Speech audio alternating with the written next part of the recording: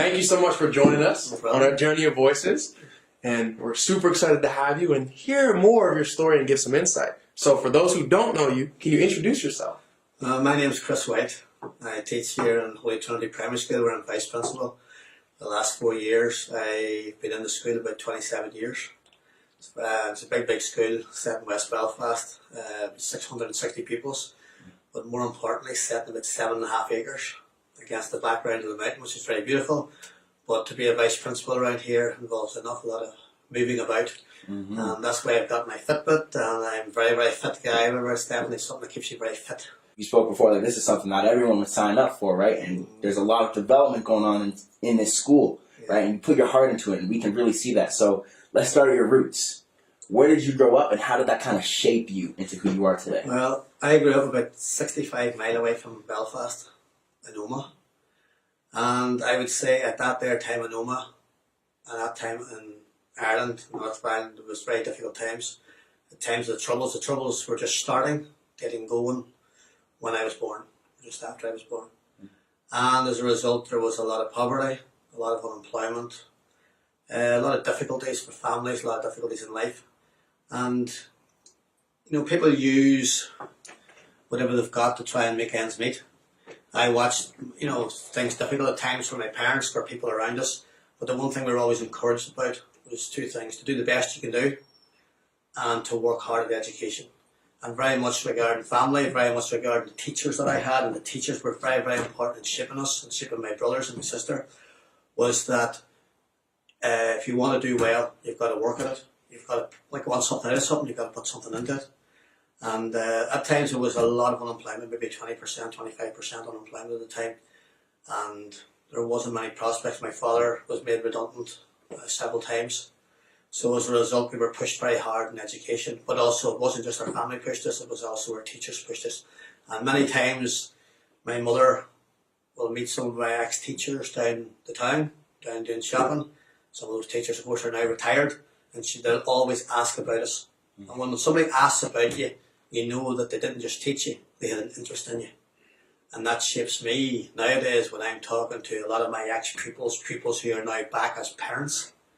And I can tell them a lot of things about them. In many cases, I can quote when their date of birth is or what month they were born in. And because it creates, they know, and as I always said before they leave here, I have an interest in you. So when my mother would meet some of the teachers down the town, she would say to them, they would say, thanks very much for what you did for them, and they're doing very well. And she'd always make a point of saying thanks to the teachers. Absolutely, and it sounds like that you had to develop a work ethic, and the role models around you kind of helped you push you along, right? So what other strongholds do you hold close to your heart that pushes you along your mission each and every day? Well, I mean, when you're growing up, I was very lucky, and I was involved in a lot of things. So through school, we had people. I'd learned to play chess. I learned to play table tennis, which I'm still playing at 50, nearly 52 years of age. I'm still playing, or did return to. That's why I'm exhausted, because I was playing last night. There's sports. I remember my father taking me one time and taking all of us and brothers and says, just remember, he says, I hope that your behaviour is good, because remember that the people taking you could be in any public house or could be doing anything else with their own family, but they elect to take you to take those sports. They elect to take you out. They spend their time, their voluntary time doing that. So you make sure whatever that you give them the best and don't have any attitude. It's the same now. I spent well over 25 years involved with the Children's GA, the Coming in School, it's called here. Not only did I run hurling teams and camogie teams and football teams in the school, I was also a chairman of the local Coming in School. I was next year's secretary of the local Coming in School. And as in the school, other teachers in the school were all heavily involved in that. So what I got when I was growing up, I got people investing their time in me. What that held to me in the long term was that my role as a teacher and as a responsible adult was to invest that time in the youth that are growing up now, to give them not just opportunities to do things, but to give them skills to do things, but to also impress upon them that I am helping you. Then it'll be your role to go out and help other people. Your role will be to go back. I keep on saying at assemblies, when I'm conducting assemblies in there, And I keep on pointing out the great things we've done around here, like the 3G pitch that we share with the local GA club, Guartamona, who are very, very good at this. And I say to them, you know, we have provided that for your generation. In years to come, there will be new scientific and technological advances, and you will come back to your community and be the leaders of your community. So we're providing this at the minute, and other local people from the local clubs and local community groups are providing that demand. I says that's your job in the future, to go back and reinvest in your community and make your community a stronger and better place. I think those are the things that I grew up from very, very young, because it wasn't just that it was implicit, it was explicitly put to me that that is your role. I am now, as a teacher, as a vice principal, and being a member of a school community, that is my role, to impress upon those children, whatever, you are the leaders of the future. And so with that, because you're talking so much about community, and it hits very close to our heart, and that's something that you're very passionate about, education and enriching the community. And when we spoke yesterday, you spoke about some of the challenges that when you don't get to leave the community, that can have. So I'm curious if you could expand a little bit more about that, because you've had some traveling abroad. Yeah. I, as a teacher, your role, yes, you have to do your factual stuff, your curriculum, and it depends how you see your role. So you're doing your English, your maths, your history, your geography, your science, and that's fine. You're doing work that's factually based. You're trying to build children's skills in terms of working together and working to common outcomes and putting yourself on camera and being able to put yourself forward. Those are all important things. But there is also hidden things, you would say, whatever. It's about planting seeds in somebody's head. What you're doing is you're creating a vision for them.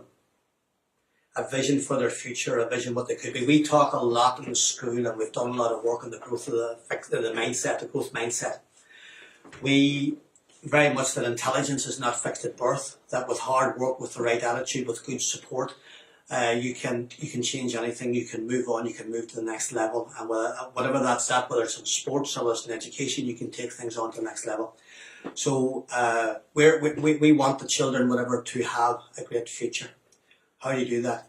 Sometimes you have to plant that seed. So if you came into my class for years and years and years, you would have seen a big map of the world. You'd have seen a map of Ireland, you'd have seen a map of the British Isles, you'd have seen a map of Europe. Now the teachers in the school used to give me a bit of a hard time because I didn't like doing too many wall displays. I covered my walls with maps, but, and I genuinely mean this, I wanted, when we are doing a piece of reading, a piece of a book, comprehension, something comes up about a country in the world, that they can go and find that in the map. That they see themselves in a rather small environment, but it's a big environment to them in Belfast, or even in this end of Belfast. And because of the history of the Troubles, housing and employment and education, they're very much sectionalised in different areas. But what you want is for children to have an outward vision, to look outwards and to see the world as their oyster. It's a bit cliched, but it's a fact.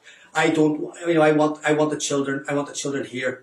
When I talk about when I was playing football in Boston, when I was working in London, when I was travelling to Australia, I would show them places in the world and tell them a little bit of fact. Now, in one sense, you're bubbling and blowing about what you're doing.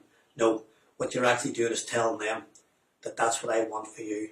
And I would tell them that I have so many people that come back to me that have spent a year in Australia, been out playing football in America, or taking soccer camps in America, and I'm feeding those stories back into our children, because that is their vision. We have a very good track record in educational attainment. And what that educational attainment is, whether children move on to develop their skills, whether it's a bricklayer, a plasterer, or go on to further education, go on to university, those same children are coming back here and they're sending their children back here. Those children are in the community. So the thought of moving on to university in some communities, it's very hard to break that cycle. It's very, very hard to create university as something which they can attain to. In our community, and because of the children who have gone here and gone on to do university and do good and do well, that knowledge, that vocabulary is within the school community, is within the children. So therefore, you'd always say about why do certain teams do well? It's because success breeds success. It's because you have the ability and you see and you grow up and you have it in your heart and you have it in your head and you know how to achieve. You carry your shoulders high, you know how to achieve. Hi, My name's Chris White, and this is my voice. Every voice